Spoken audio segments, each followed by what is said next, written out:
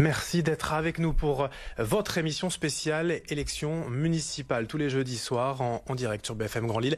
C'est Lille Politique. Les candidats à la mairie de Lille défilaient pour terminer ce rendez-vous hebdomadaire à 3 jours du premier tour dans une actualité tout de même chargée, un peu particulière. Nous accueillons Violette Spilbout, la candidate tête de liste de La République En Marche. Bonsoir. Bonsoir.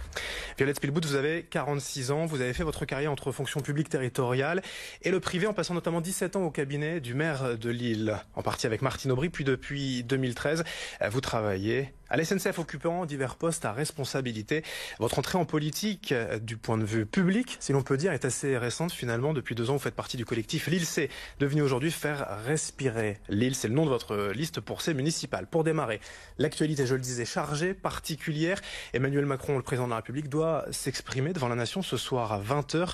On ne sait pas encore ce qu'il annoncera. Certaines informations et rumeurs annoncent un possible report des municipales. Qu'en pensez-vous? Faut-il reporter les élections?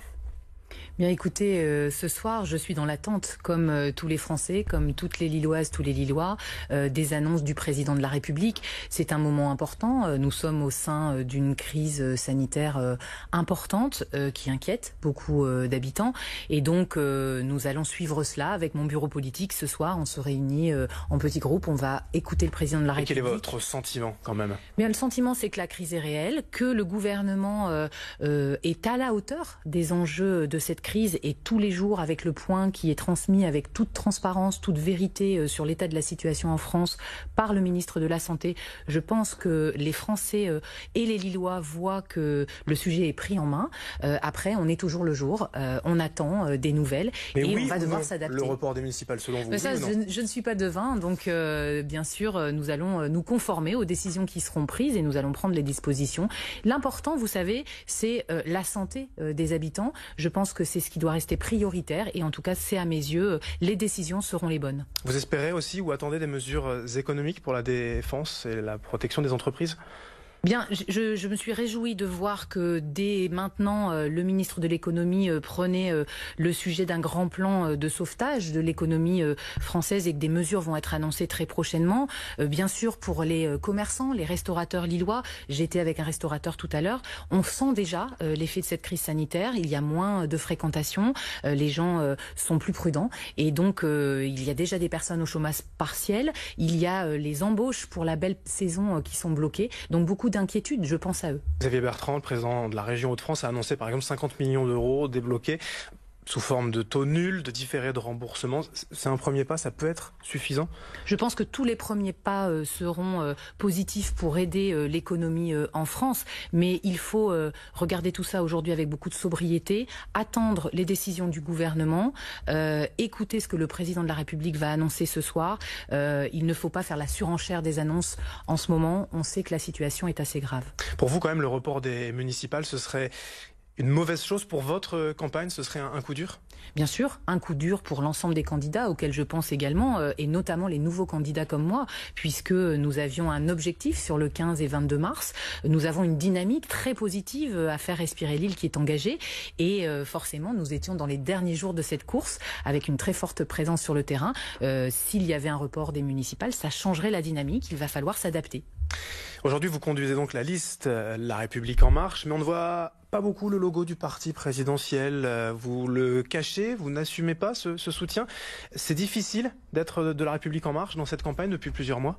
Alors sur l'ensemble de mes documents imprimés, que ce soit les affiches, les programmes, la liste, les logos de l'ensemble des partenaires politiques que nous avons au sein de Faire respirer Lille sont représentés. La République En Marche, je suis fière. C'est pas en pleine une quand même, ce n'est pas... c'est dans une bande de logos tout à fait assumée et je ne m'en cache jamais. Donc La République En Marche par laquelle je suis investie, mais aussi le MoDem, l'UDI, le Mouvement Radical Social et Libéral, et puis les sociodémocrates lillois, ces anciens du Parti Socialiste qui étaient aux côtés de Martine Aubry pour une grande partie pendant plusieurs années et qui ont décidé avec courage de choisir la force de leurs convictions pour aller rejoindre Faire respirer Lille. Ce n'est pas un appui aujourd'hui d'être soutenu ou officiellement La République En Marche? Si, c'est un appui parce qu'avoir la confiance de la majorité présidentielle, du président de la République, avoir les échanges sur le fond des projets avec des ministres, je pense pense par exemple à l'emploi et à ce qu'on peut faire au niveau local pour rendre plus efficace la collaboration entre Pôle emploi, mission locale, école de la deuxième chance, par exemple. On en a parlé avec Muriel Pénicaud. Je pense à l'écologie, je pense à plein d'autres sujets sur lesquels nous discutons avec l'État. Et c'est important pour un maire demain d'avoir des relations saines et positives qui vont permettre d'aller notamment chercher des financements au niveau de l'État. Et j'y compte beaucoup. Il y a quand même une défiance aujourd'hui des citoyens d'un grand nombre de Français envers le parti présidentiel. Il y a un climat social extrêmement tendu, je ne vais pas le nier. Après, vous savez, il y a surtout des groupes de perturbateurs extrémistes qui utilisent des méthodes qui empêchent aujourd'hui le débat démocratique. Et la majorité silencieuse, elle est là. Moi, je la vois tous les jours quand je suis en porte-à-porte avec mon équipe. On est très bien accueillis par les Lillois. On a beaucoup d'attentes sur le projet. Sur l'utilisation du 49.3, par exemple, ça c'est un mauvais point, c'est mal vu ou pas? Les Lillois, vous savez, ils sont habitués à avoir un maire de Lille qui passe son temps à faire des reproches sur le gouvernement plutôt qu'à parler aux Lillois. Donc moi, ce que j'ai envie de dire aux Lillois aujourd'hui, c'est vous avez un maire qui en permanence impose les sujets comme les rythmes éducatifs en 2014, comme le plan de circulation en 2016 qui a beaucoup fait souffrir les Lillois, comme récemment le plan pour Saint-Sauveur avec beaucoup de logements et une piscine olympique. Eh bien, les Lillois, ils ont envie qu'on leur parle de Lille et ils n'ont pas envie qu'on leur impose des choses, mais ils ont envie d'être écoutés. Alors, ils n'ont pas envie qu'on leur impose. La réforme des retraites a été imposée. Ce n'est pas un mauvais point pour votre campagne? La réforme des retraites, c'est une réforme qui est une vraie réforme de justice sociale, qui était prévue dans le programme du président de la République, qui a été élu démocratiquement. Et la manière de le faire interroge. Donc, aujourd'hui, le 49.3 est un outil constitutionnel qui permet aussi de nourrir l'avancement des lois qui sont prévues, la transformation de la France. Moi, je suis très fière d'être investie par La République En Marche. Je le reste, vous ne me ferez pas dire autre chose. Et je m'occupe des Lilloises et des Lillois. Je ne passe pas mon temps à vouloir occuper la presse par des déclarations nationales. Absolument pas. D'accord. Le sondage du jour. Si vous le voulez bien, Violette Spilbout, après un premier sondage, un troisième sondage qui donne une troisième fois Martine Aubry en tête, c'est un sondage Opinionway, commandé notamment par le candidat des Républicains, Marc-Philippe Daubresse. Pour vous, les chiffres ne sont pas très bons, si vous me permettez. 13%, c'est loin des objectifs? Vous savez, les sondages se succèdent et ne se ressemblent pas. On voit qu'il y a beaucoup de variances entre les différents chiffres, entre les différents candidats. En tout cas, il y a une chose qui est sûre dans ces sondages qui se sont succédés, c'est que vous êtes troisième à chaque fois. Voilà, pour l'instant, je suis troisième. J'ai une dynamique complètement nouvelle autour de ma campagne Faire respirer Lille. C'est pour la première fois que je suis candidate. Les deux personnes dont vous parlez, Martine Aubry et Stéphane Bally, gouvernent ensemble depuis plus de 20 ans.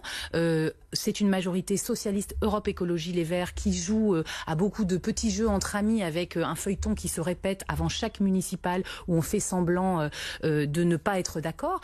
Moi aujourd'hui j'ai clairement la dynamique de mon côté. J'avais une notoriété très faible il y a 1 an et demi en rentrant en campagne. Aujourd'hui les Lillois me connaissent, ils connaissent le sérieux et la compétence de mon équipe et donc très clairement dans des sondages qu'on regarde c'est la dynamique. Elle est de mon côté et donc j'ai créé l'espoir dans ces sondages. Le soir du premier tour, je créerai la surprise. Ça suffira certainement pour passer effectivement au second tour. Il vous faudra une alliance peut-être pour être élu. Ce sera avec qui? Vous y pensez déjà? Stéphane Bally ou Marc-Philippe Daubresse? Tout candidat responsable réfléchit à ces sujets-là. Moi, aujourd'hui, je pense que les élections municipales n'ont jamais été aussi incertaines parce qu'il y a une offre nouvelle, une concurrence nouvelle aussi à une équipe sortante qui se croyait arrivée, qui pensait que tout était facile. Et donc, aujourd'hui, on voit qu'avec la qualité du travail que nous faisons et l'offre avec les nouveaux projets sur l'écologie, sur la sécurité et l'engagement que nous avons, nous créons une nouvelle offre politique. Eh bien, sur ces sujets, je pense que nous allons là aussi créer la surprise. Nous allons là aussi avoir... Et Stéphane Bally ou Marc-Philippe Daubresse, vous avez déjà une idée? Nous allons avoir des négociations, je pense, non pas comme les ont faites les anciens partis entre eux, des basses manœuvres politiciennes, mais nous allons avoir des négociations sur le projet. Nous avons des convergences avec Stéphane Bally sur les sujets de l'écologie, de la mobilité. Nous avons des convergences avec Marc-Philippe Daubresse sur la sécurité. Je pense qu'en politique, tout est possible, mais il faut rester fidèle à ses valeurs. Moi, j'ai mes convictions. Mes convictions, c'est qu'on est dans une ville où il y a des gros problèmes de vivre ensemble, où les quartiers se sentent abandonnés, trahis même par la majorité sortante, et puis où on a l'urgence climatique. Il va falloir que, s'il y a alliance, nous soyons convergents vers une nouvelle vision pour l'île. Les thématiques de campagne, à présent, après cette large page, vous en conviendrez qu'on consacrait à l'actualité évidemment, en charge et les thématiques de campagne avec les différents candidats. Et vous concernant, le titre, le slogan, la baseline de votre liste, c'est faire respirer l'île. On va donc démarrer par l'écologie, vous en disiez quelques mots. Pour vous, c'est une opportunité, une tendance du moment ou une volonté depuis toujours ? C'est une volonté d'entendre, de voir, de concrétiser une préoccupation majeure de l'ensemble des Lillois, qu'ils soient jeunes, moins jeunes ou plus âgés aujourd'hui. Il y a une réelle prise de conscience générale sur l'urgence climatique. On a donc une réelle responsabilité à prendre ce défi à bras-le-corps et à prendre des décisions structurantes qui n'ont pas été prises pendant les 20 dernières années sur les sujets de l'urgence climatique. Je pense en particulier à la question de la nature en ville. On doit, pour lutter contre les canicules et faire baisser les températures, absolument faire revenir la nature en ville et créer des forêts, des bioparcs et planter des arbres partout. Et où trouver ces espaces verts aujourd'hui? Il est quand même très urbanisé. Nous, on les a trouvés. D'abord, la première opportunité, c'est ce grand poumon vert de Saint-Sauveur. Nous souhaitons avoir un parc de 15 hectares. Hein. Mais aujourd'hui, la friche, c'est 23 hectares quand même. Pourquoi ne pas utiliser d'ailleurs tout l'espace? Parce qu'il y a aussi d'autres besoins qui sont celui du logement, on y viendra tout à l'heure je crois, qui font qu'on ne peut pas non plus faire des promesses aux Lillois sans tenir compte de l'ensemble des besoins. Donc nous proposons un grand parc de 15 hectares, c'est beaucoup plus que la proposition de la majorité actuelle qui est de 6 hectares, c'est un grand Gilbert-le-Bas si vous voulez qu'il propose. Donc il y a le poumon vert de Saint-Sauveur et puis il y a aussi des opportunités à Bois-Blanc sur l'île aux Boschetti, dans le Vieux-Lille où on a plein de morceaux d'espace vert qui ne sont pas reliés entre eux et dans lequel on va pouvoir replanter. Et puis à l'Homme, on a un parc urbain qui est insuffisamment connu, insuffisamment aménagé et là aussi on a une vraie opportunité pour mettre plus de nature et d'éducation à la nature pour nos enfants.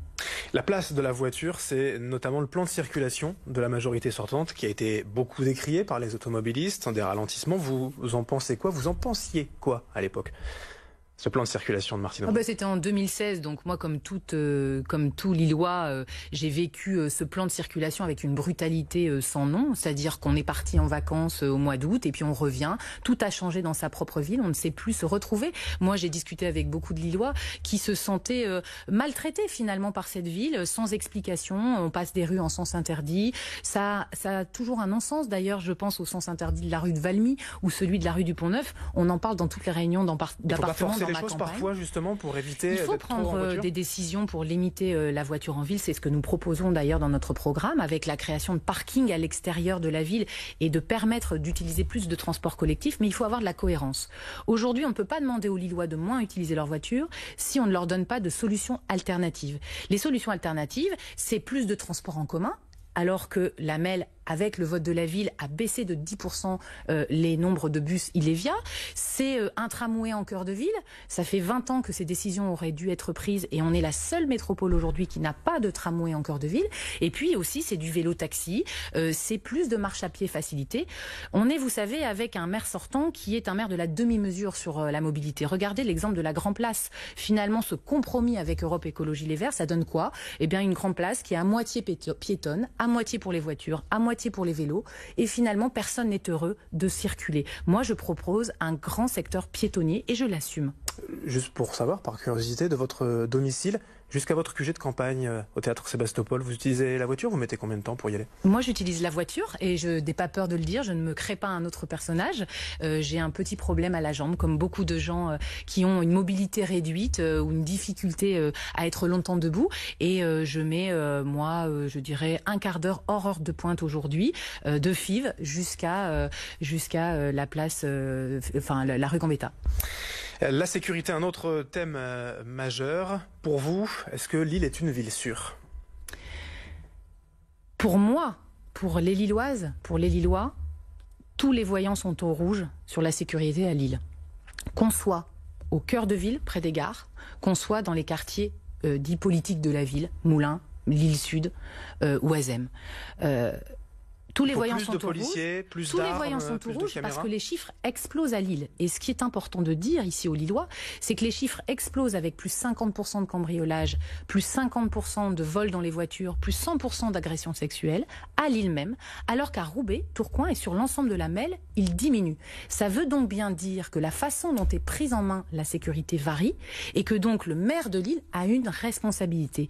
Madame Aubry dit toujours le contraire, elle dit toujours que c'est la faute de l'État, mais moi je vous dis que son refus dogmatique de la vidéoprotection depuis des années, alors elle semble changer d'avis là en disant même qu'il y a des caméras sur l'espace public aujourd'hui. Vous en installeriez combien? Nous, on est autour de 500 caméras pour commencer. On est pour un centre de supervision urbain qui fonctionne 24 heures sur 24. Des policiers municipaux et surtout, armés également qui permettent de l'intervention en temps réel et d'accompagner les dépôts de plainte.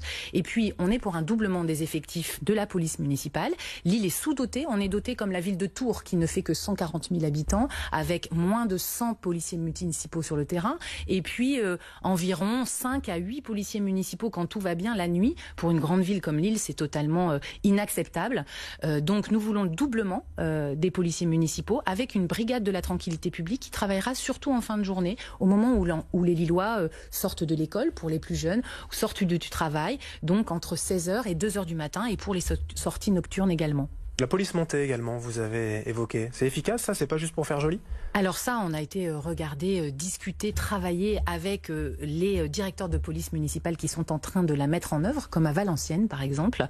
Et on a travaillé aussi avec les policiers nationaux, puisqu'il y a une police montée disponible à Lille qui intervient de temps en temps.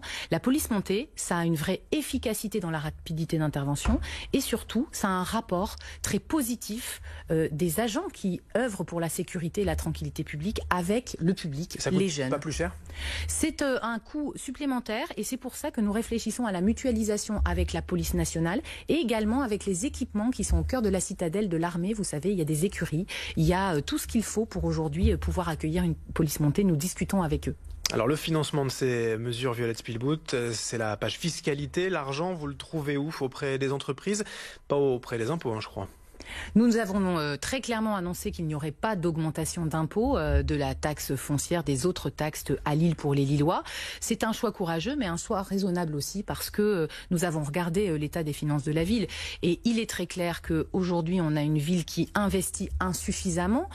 C'était pour réduire sa dette et pour avoir des indicateurs qui soient moins au rouge qu'il y a quelques années. Donc c'est une bonne chose aujourd'hui. Mais par contre, une ville qui investit moins, ça veut dire qu'elle a son patrimoine qui est mal entretenu.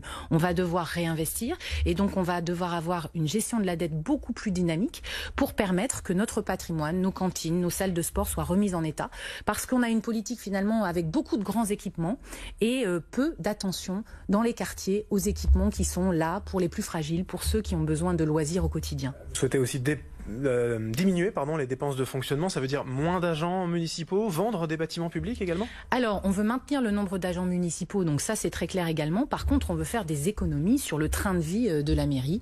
On a regardé les dépenses, on pense que sur la politique achat, on peut économiser 10 millions d'euros sur les 3 premières années. On veut aussi réduire le gaspillage. Vous savez, dans les cantines lilloises, il y a 30 à 40% de la nourriture qui est jetée chaque jour. Donc oui, quand on regarde ce qui se fait ailleurs dans d'autres cantines, on peut réduire le gaspillage, on peut faire en sorte d'identifier avec le comité anti-gaspillage que nous allons faire avec les habitants, les élus et les agents, d'identifier les endroits où on gaspille par exemple de la lumière, de l'éclairage, de l'énergie pour les véhicules. Ça, ce sont des économies à la marge du gaspillage. Ah non, on a regardé, on a chiffré ça parce que j'ai une équipe autour de moi de personnes qui travaillent dans les finances publiques, dans les finances privées. Quelquefois, ce travail collectif, il permet d'avoir de nouvelles idées. Vous savez, l'important aussi, c'est de ne pas avoir une mairie isolée, refermée sur elle-même comme elle est aujourd'hui, et d'avoir un maire qui sait tout à la place des autres. Nous, quand on regarde ça, avec un œil critique, eh bien, on trouve des poches d'économie et on sera capable... Vendre des bâtiments publics, par exemple, ce sont lesquels? Vous avez déjà des idées?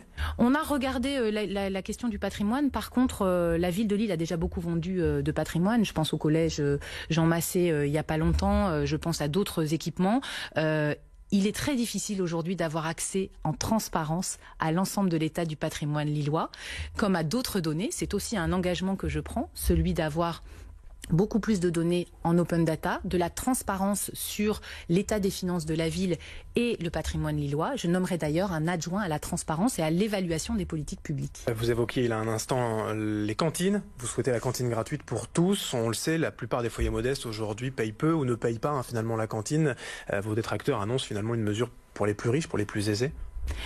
Alors la question de la cantine gratuite, c'est vraiment une mesure dont je suis très fière. D'abord parce qu'elle fonctionne ailleurs, en Suède, dans le modèle suédois, en France, en Seine-Saint-Denis, dans plusieurs villes, où on a vu que dans ces villes où il y a beaucoup de quartiers en grande difficulté, il y a une augmentation de la fréquentation de la cantine de plus de 25%. Parce que vous savez, il y a 10% des enfants aujourd'hui qui ne prennent pas du tout de repas le midi. Il y a une grande partie des enfants qui ne peuvent pas aller à la cantine parce qu'ils ont trop d'impayés dans la famille, même si les sommes n'étaient pas importantes.